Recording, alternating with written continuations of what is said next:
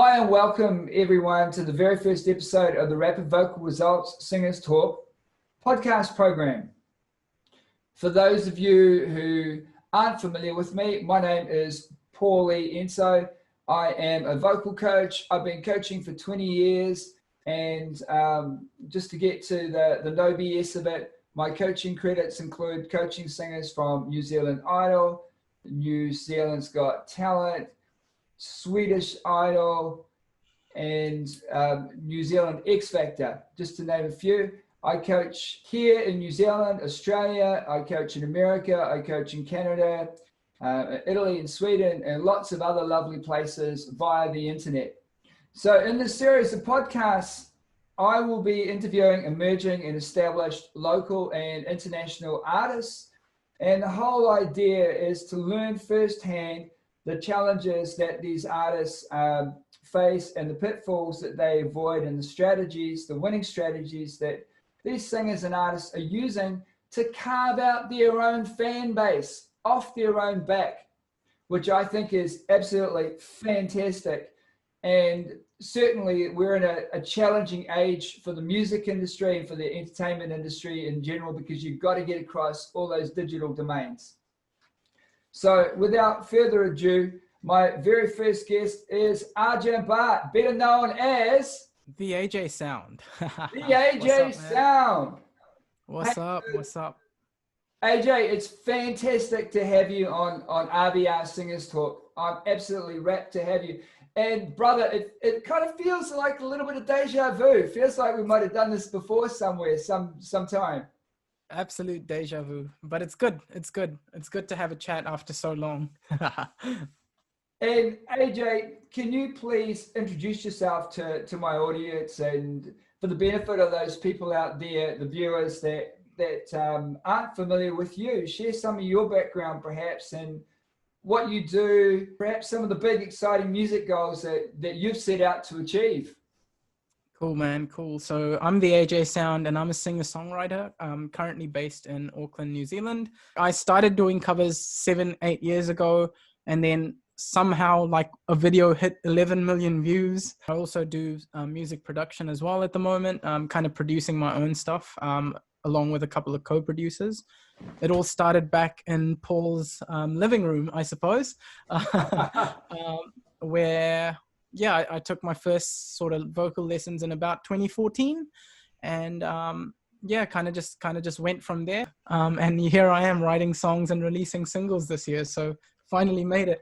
Can we maybe just give them a quick snapshot of what's been happening for you recently, and the crazy sort of attention that you're starting to develop for yourself as an independent artist, I might add well. No, thank you. Appreciate that.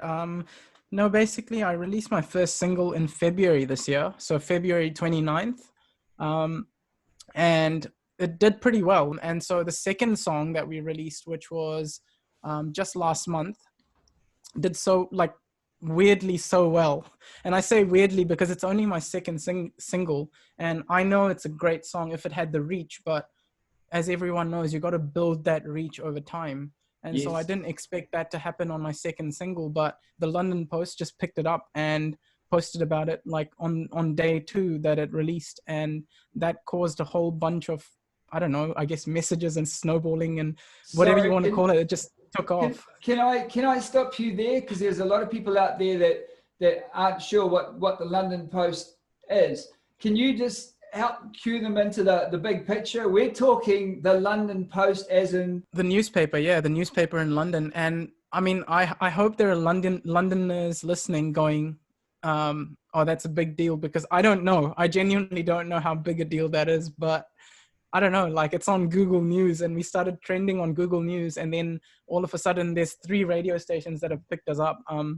That's all work. I mean, we had my manager, who's a great friend of mine that I've trusted for years, we still had to do the work to pitch it and put it on PR sites and submit it to all these people, but we never expected that to actually happen on the second single. And it's sad to say that. It's quite pessimistic of me saying that, even though I'm a very optimistic person, but realistically, it's only my second single, and I guess it's acknowledging that as well. Just so our viewing audience is aware, What kind of big, bold, audacious goals have you set for yourself to achieve musically? Billboard Hot 100. I want to be on that chart to start off. That's my number one sort of goal at this stage, like the big goal. And beyond that is actually topping those charts and then being the best singer-songwriter in the world. That's where it's going. But number one goal, I'll always kind of break my big goals into stages. And the first stage for me is Billboard Hot 100. And even that, to be fair, is a huge goal. So it's broken down into stages, and there's a plan to get there as well. So yeah, it's a long plan. It's not like in 3 months that's going to happen. So it is a long plan, but I guarantee you it's going to happen. And if people stick with me, it'll be even better. Absolutely. We can't do it by ourselves, right? As an Not artist, at all. we live and we thrive off the support and the encouragement of our fan base. Absolutely. Like I call them my family, my Instagram family, and the AJ Sound family. Yeah, I mean, it was interesting because I worked with a girl, Shirley, who was in Auckland, and she won a competition on T-Series, which is this Indian label. So she won that competition, and it was really incredible for her too, because it was her first video and she hit 1 million views by winning that competition.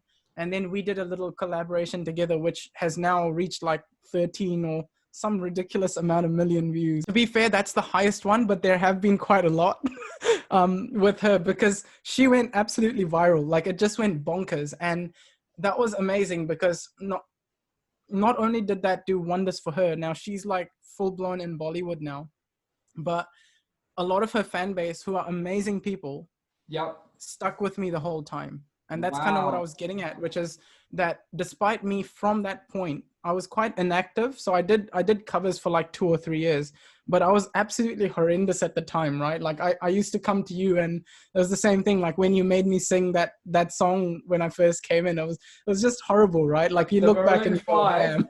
Maroon 5. Yes, Maroon 5. And I look back and I go, what the hell was I thinking to put up those covers on YouTube like back then? But I suspect that's always going to be the case. Like you're always going to look back and go, what the hell were you thinking? But at the end of the day, like that happened in 2013, 2014. And then I just stopped. Whereas if I had kept going consistently, the fan base would have been much bigger now. But in saying that, absolutely. But in saying that, there's individuals in that fan base that have just stuck around. And it's incredible because as soon as I got back, last year, my whole strategy was to just do covers again of popular songs to build that sort of engagement fan base and reach again. And then I was like, in a year, I'm going to release singles. And, it's just worked because there's people that are just so amazing that have just stuck around. Well, obviously you've got a great strategy and you understand how important the steps of effective goal setting is. Absolutely. Absolutely. You have to have goals. And you have to have a plan to kind of get there, because it's not just like, you can't just have a goal and sit around and say, that's my goal. You have to actually break it down, I feel, and kind of just grind. You have to grind at the end of the day. Like, even if you write down steps, you're not going to achieve those steps by kind of just saying, that's my next step. You still have to go day to day and work at it every day, because that's the true grind. What kind of audience has that garnered for you? It's interesting because the target audience and the target market for us is going to be India to start off with. Yeah. But this has kind of enabled me to go broader than that from the get-go. And like, I think that's a good question because it's really important to have the focused like PR and marketing effort on the audience that you want. And my strategy is not like, oh yeah, let's just go for India, let's just go for LA, or let's just go for mainstream. And I think like this is something that a lot of musicians need to kind of figure out, and I'm figuring it out myself, and so is my manager. But essentially, my strategy is work on the community I have that already supports me, let it organically go from there, let it then grow into other communities, and then let that grow. And then over time, you just have like 10 communities behind you. And over time that goes international because they share it with their friends who are overseas. And over time that goes international even further. So that's kind of my strategy. It's a very slow burn and a very slow kind of grind strategy, but it's one that will work. Yeah. Absolutely. And just so you've created a video for the second single? No, because COVID hit. Right, right. So Of there's course. a lyric video. There's a lyric video, and I think that's again quite marketing and people focused. So I'm always people focused first. And I think like for me, if even my favorite artist released a song, it's more engaging for me to watch a video than to just listen to it on Spotify. Yeah. And so Hmm. we were super lucky. So the other thing that happened for us was Vivo took us on as well, which is like amazing for me. And because I remember like being in 2010 looking at videos of like Chris Brown going, damn, what is this Vivo thing? I want to Yeah. be on Vivo. And it was so interesting that Vivo kind of just happened. Like um and so I put the second lyric video. The first single didn't go on Vivo, but the second lyric video went on Vivo. And I think lyric videos are quite interesting and impactful because it is quite a nice visual to go with the song. And if Yeah. you actually put the time and effort into making the lyric video as crafty as the music video is going to be in terms of your brand and everything around that, and give the audience what they really want. They want to see like some interesting, funky visuals. If you give that to them, it's a more engaging experience than say just, oh, here's the song on Spotify, go click the link. So yeah. Absolutely. You got to, as an independent artist and as an emerging artist, you got to capture the imagination, right? Absolutely. And I think lyric videos are great. Like, I'm in a lucky position that I also have a contract on the side, which allows me to pour some of that money into the music. But even if you don't, and you're just gigging and living like your week to week, lyric videos are super cheap in comparison to a full blown music video. So it's Yeah. definitely, you must do them. I say you must do them in today's age. And with Vivo, what Yeah. kind of viewer feedback are you getting? It's cool. Like, so Vivo is an interesting platform which I quite haven't worked out fully as yet, because what they do is they actually have their own platform, but they also distribute to a whole bunch of other platforms, and they monetize you from the get go. Whereas YouTube, you have to hit this certain threshold to monetize. And even though like my YouTube has been active for 7 years, and I almost meet that threshold, I still don't quite meet it. And Right. therefore to get on Vivo means like instant like monetization for me, which was great. And I think we've built over 100 subs now on the Vivo account, which will be merged as well. So Vivo is an interesting platform that distributes across multiple platforms, including YouTube. So it helps that sort of distribution, and it helps on that getting your name out there and reach. It helps on the reach side of things. Guys and girls, you're listening to advice firsthand from an independent artist that's had over 11 million views of one of the videos that he has been collaborating in. So this guy knows what he's talking about. And I appreciate that, but that was a collaborative effort. But yeah, I mean, it is a grind. Like, I think like virality is different from like people that it's like in the industry today, there's people like Russ who have been working for years and years and years, and they've finally discovered. And I think one of his interviews said, oh, like it called it out as his debut single that hit the Billboard charts. But the reality is he's had 11 albums behind that of hard work. And that's like, that is the grind that people don't see. They don't necessarily see that. They only see like, oh, this guy's just blown up.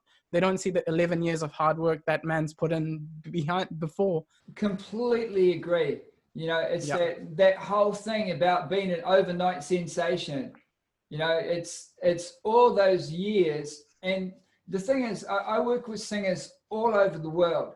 And what you're experiencing right now, my singers in Italy are experiencing that thing about being an independent artist, having to raise your own flag, having to put a goal and a strategy and a really great working game plan, just like any sports team before they take the field, looking at creating the best game plan possible, right? And regardless of what country you're in, it's the same thing all over. You work and you work and you work at it because you love it and you couldn't imagine doing anything else. Absolutely. And then one day you find that you get that momentum because it's constantly building and building and building. and then all of a sudden you become the overnight sensation. Absolutely. And people say, oh, he or she got successful overnight. But it's always, you look at somebody and you will always see the years of the grind, the passion, just doing it for the love. Absolutely. Yeah. And that's really, it's a really interesting point, because no one will see the hard work, right? They'll only see the overnight sensation, because that's what the media will be more interested in, because that is a more interesting story. No one wants to talk about the 7 years of struggle, and that a man was in his bedroom making like songs for 7 years. But the reality is, like, even though I love this and this is my life, and like I'm so passionate about this and I'm gonna do this, it's still like every day is not going to be like glam. Every day is not just like you're sitting there in front of like thousands of people talking or singing or whatever it is, right? You're still in your bedroom making the music, and sometimes it's hard work. Sometimes it's really hard work because you're stuck. And yeah, it's just the daily thing. And look, I appreciate, I have a reputation through my coaching brand, Rapid Vocal Results, as being a no bullshit coach. And I really appreciate right now that you're showing the warts and all side of what you do. So let's have a quick chat about some of the other things that are happening for you, just putting into context for our listeners and our viewers out there. Once again, why I'm so excited to talk with you. So you mentioned something to me off camera about getting airplay and radio interest in the States. Yep. Is that right? Yep. So can you fill us in a little bit on that, AJ, and what's happening?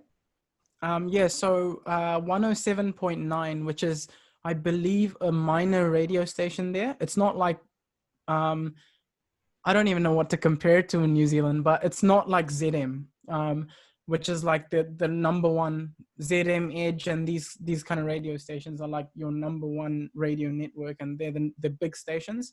So Please, which is the second single, has got amazing airplay and coverage on the mainstream in the Virgin Islands, but in New York, which is like incredible, it's got coverage on one of the minor stations. And now it was very easy for me to downplay that and be like, oh, you know what, it's not on their top radio station. But again, the reality is this is the second single, and the fact that it's hit New York and it's hit radio there is just incredible. So it kicks off on the 23rd or 24th May. I can't remember exactly now, but they're going to trial it on 107.9 there. And if that takes off there and they get good requests and good feedback from it, then hopefully it makes commercial mainstream radio in New York, which is like huge. Wow. Yeah. That's phenomenal. So even if we just look at the Virgin Islands, what's going on in the Virgin Islands for you? And how the heck did you get your music into the Virgin Islands? I'm basically just pitching. Like every day I get about 10,000 emails of rejection and one approval. And that was one of them.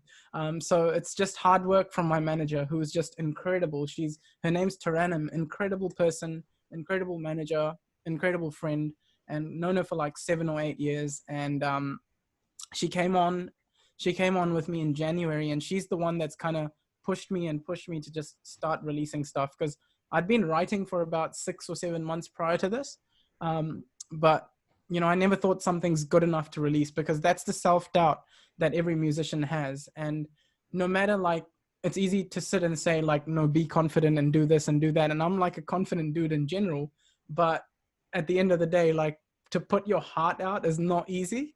And it's just acknowledging that, but she's kind of with her by my side. It's just happened. And because of that, because of having a support person and a manager, we've kind of been able to divide and conquer and just pitch thousands of PR, like thousands of articles, thousands of things, thousands of like media stuff that we've just put out there, and the odd person picks it up. And it just happened to be the Caribbean Broadcast Network, which is the biggest network in the Virgin Islands. So wow, that's crazy. So that gives you an opportunity potentially to go out there and play some live shows when the world gets back to normal. I mean, absolutely, but I don't know if that's going to be our strategy. Like, we'd love to go everywhere, but at the end of the day, like, I don't have an infinite amount of money to be able to fund everything as an independent artist. And so it's just acknowledging the market. It's really just acknowledging the market and the times. We'd love to go play there, but can't promise anything in the Virgin Islands anytime soon, unfortunately. But yeah, it's a great opportunity. Like, the fact that that's being aired there, and the fact that people are listening, and I'm getting a lot of comments and feedback on Instagram and on YouTube from that as well, which has just been incredible, unexpected and incredible. Wow. You know, one of the things that is really awesome, and we find this a lot with New Zealand musicians, is they're just humble people, and you fall into that category. You got some amazing things that you're making happen for yourself.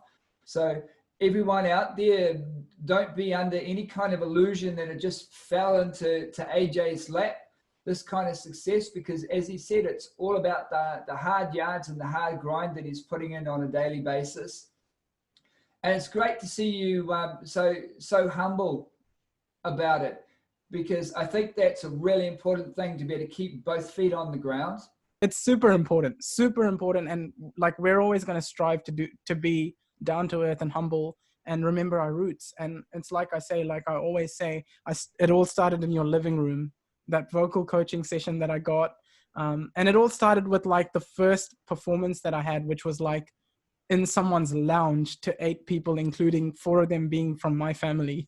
Like, that was, I'll always acknowledge that and never forget it. And it's always the little moments that are always going to be special to me. I want to have a bit of fun with you now, because I remember that first day that you walked through the door.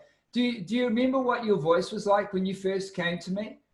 It was horrible. I still have a recording. I still have recordings of all those songs. They're all private on my YouTube channel, but they're still there. And I remember the song. It was The Man Who Can't Be Moved by the Script, because I think it's so interesting, because like, there were a couple of covers that I like of artists and people that I really liked. And it's funny because one of them was Golden Love by Jeremy Redmore and Midnight Youth.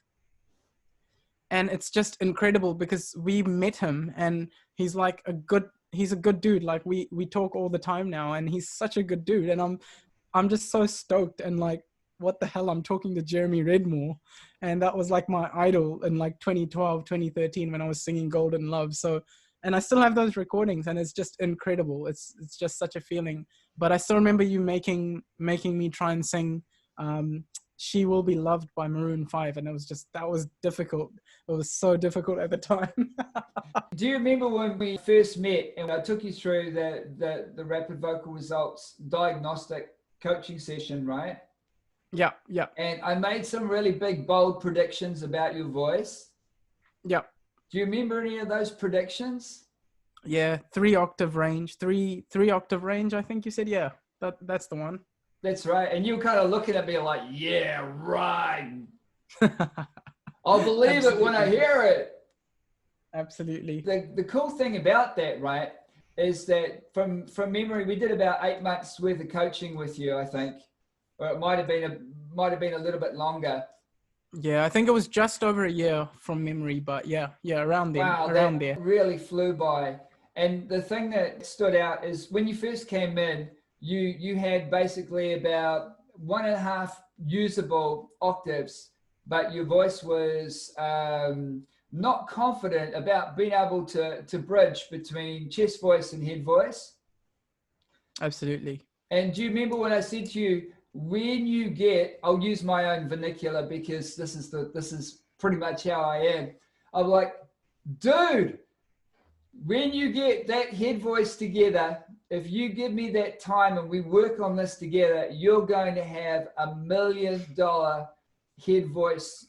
And it was amazing because over the first 6 to 8 months, your range and your confidence grew so quickly. Do you remember some of the breakthroughs in your sessions? Yeah, absolutely, man. And like, I can't thank you enough, because I think one of the biggest things, like, forget octaves and forget this and that, like, one of the biggest things I think for me has been the confidence and the kind of it's become muscle memory. Like, it's just become muscle memory. And like, it's very easy to be very technical about singing, but at the end of the day, music is a feel thing.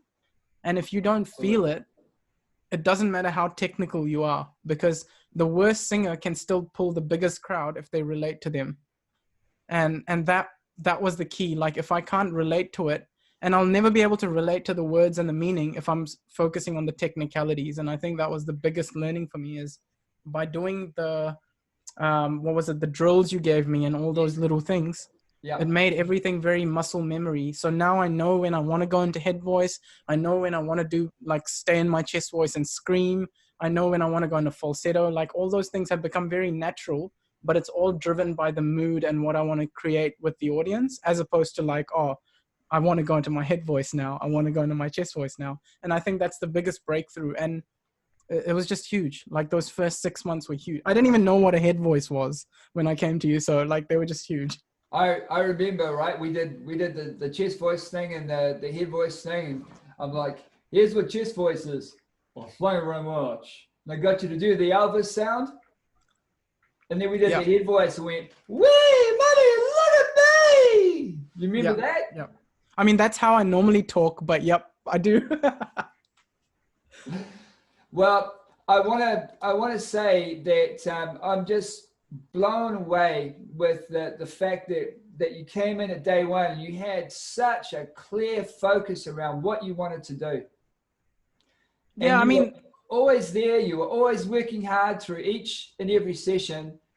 And the thing that I loved about working with you is that I threw you some real curveballs in terms of challenging you outside of your skin, literally at times. And you picked up the challenge and you ran with it and you started to achieve and learn new stuff just at the drop of a hat. Appreciate that. And it was really good, because I think you as a teacher always push your students, and that's definitely, for me, it works really well. I love being thrown into the deep end, and I love kind of just freaking finding my own way out of it. And like, yeah, I just love being thrown into the pool and learning how to swim. Literally, that's how I learned how to swim. Someone just threw me in the pool one day and it was just like, holy crap, I'm either going to die or going to make it. And that's, I just love that. I kind of love that, because it just pushes you to that point where it's almost fight or flight. Absolutely. And the way that, look, and you know full well, the way that I work with singers, that inside of the first 5 minutes, I know what their voice is fully capable of. And everything that we ever did during a coaching session, I would say to you, now I know that you believe at the moment through physical proof, because you haven't done it before, that it's impossible. But if you just trust in the coordinations and you trust in the madness in the coaching method, then all of a sudden you're going to start experiencing massive vocal breakthroughs. And you did. And the thing that I love is that your voice is continuing to evolve and grow. Yeah, no, thanks. Appreciate that. But it's hard work. Like you say, it's not just going to happen, right? And it's like, I used to have, I think you gave me like a disc or like a download of like all these drills. And I used to do that every morning on my drive into work and back home. So it takes work, and that's like an hour and a half drive.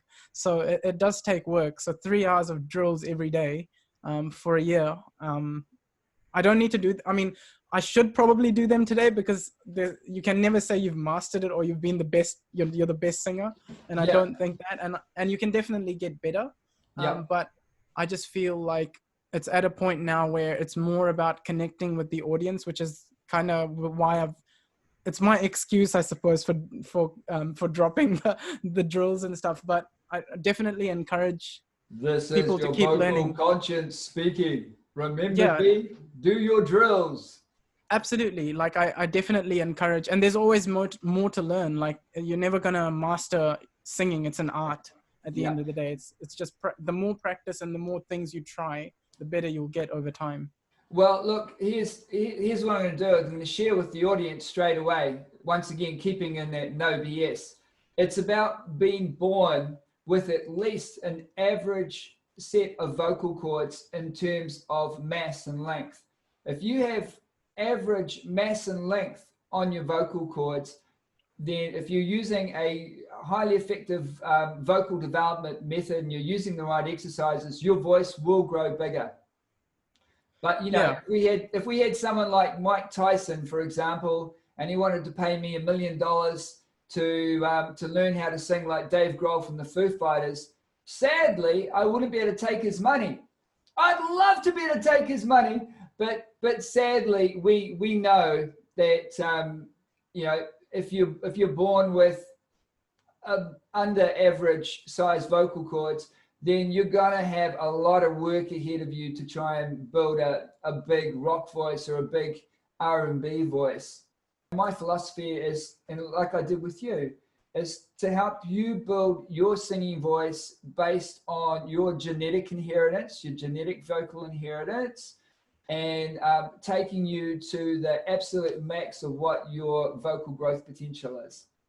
Absolutely agree, but I do also say that it's like for my body type, for example, and I'll use the fitness example, is it's a lot harder for me to lose weight, but it doesn't mean I can't do it. So I would encourage everyone to just give it their all. If they're interested in singing, man, like just go for it, because like I never thought I could sing, and here I am writing singles now. And so it's like, if you're passionate about something, just do it. Absolutely. Work hard. I totally agree with that advice.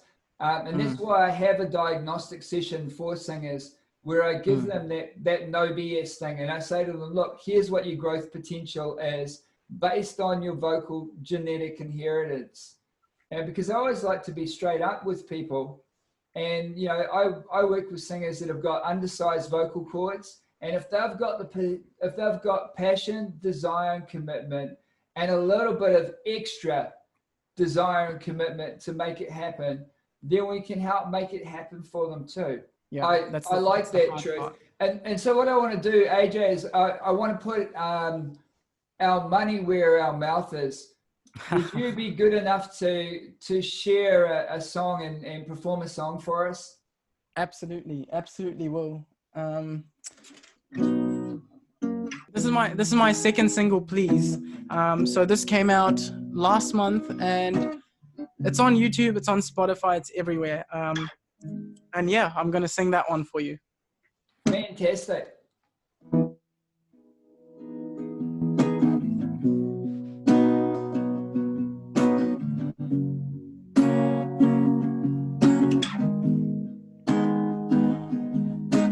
Please tell me what you want with me. I fell in love so easily. I'll give you everything, yeah. I don't wanna fake it, I don't wanna break it. Please tell me what you want with me. I fell in love so easily. I'll give you everything, yeah. I don't wanna fake it. You promised me the world, thought that you would break it. I'm wasting all my love, even having trouble sleeping, lying in my bed singing songs to myself again. Don't know what to do, cause my mind never rests in hell.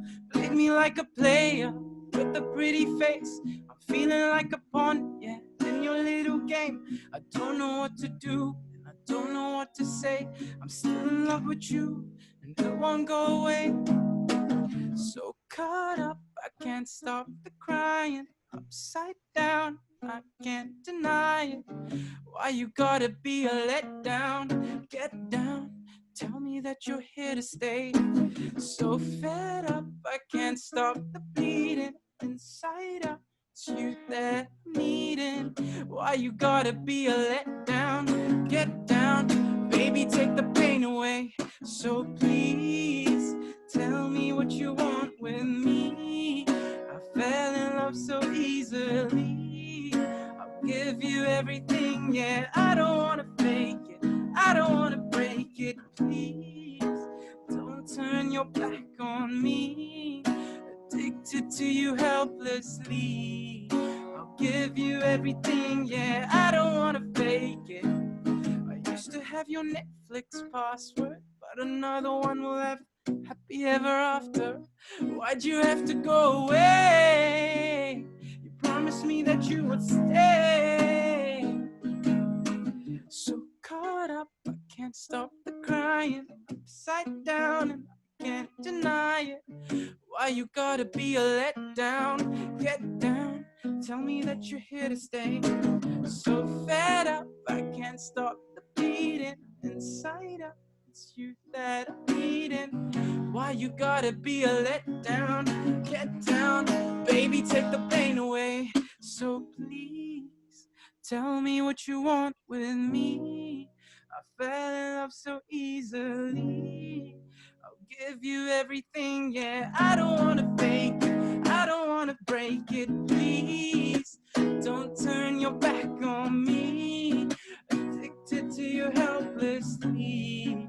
I'll give you everything, yeah. I don't wanna fake it, I don't wanna break it. Please, tell me what you want with me. I fell in love so easily. I'll give you everything, yeah. Yeah, that's Please. That's my second single. Wow, AJ, that was awesome. That was very, very awesome, man. I am predicting very, very, very big things for you. Your combination of your talent, your perseverance, your hard work, your effective goal setting strategy, and your desire to be successful is going to take you all over the world, my friend. Thank you so much. And I owe a lot to you, man. Like, it all started with you. So never going to forget that. Never going to forget those days. I used to drive all the way from out in Howick across to the west, somewhere. I don't even know where anymore. It's like Kumu or something. And, just for an hour on Sunday. 11 a.m. on Sundays, I think it was, or something around there. That's right. Yep. And there were always roadworks on your exit for like that whole year. Yes, I remember that. I do remember that. That was crazy. Yeah, but we still made it. And no, really, it all started there. And I can't thank you enough for that. Yeah. Look, you're very welcome. What we did is we built a great platform for you in terms of technique.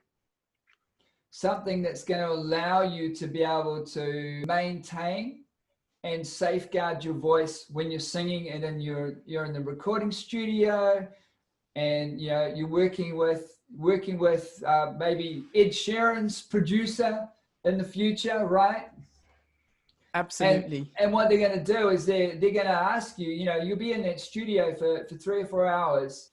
And you'll be doing take after take after take because the producer's got a certain sound that he wants you to achieve. And we've given you a rock solid, street tested vocal coaching method that's going to allow you to be able to sing every day, all day at your best. And it's about preserving your voice because you've got this fantastic voice. And I see so many international singers and local singers too, with incredible, amazing voice talents, but they're not doing things the right way. They're not doing things in a safe way. And I know that in my heart of hearts, we gave you a vocal coaching method that's going to set you up to be able to use your voice for years to come and just get better and better and better. Absolutely, man. Thank you so much for that. And definitely encourage anyone that watches this to constantly learn, I guess, and constantly grow. You can always get better. And that's the key. Songwriting, singing, any of these arts, like, you just can always get better. On the very first RVR Singers Talk podcast program, I'm going to give you the last word. Thank you so much, Arjun, for sharing your time, your talents with the viewers. And as I say, I'm predicting massive things for you in the future. Thanks so much, man. Really appreciate it. And I guess this is Paulie and AJ signing off. Signing off.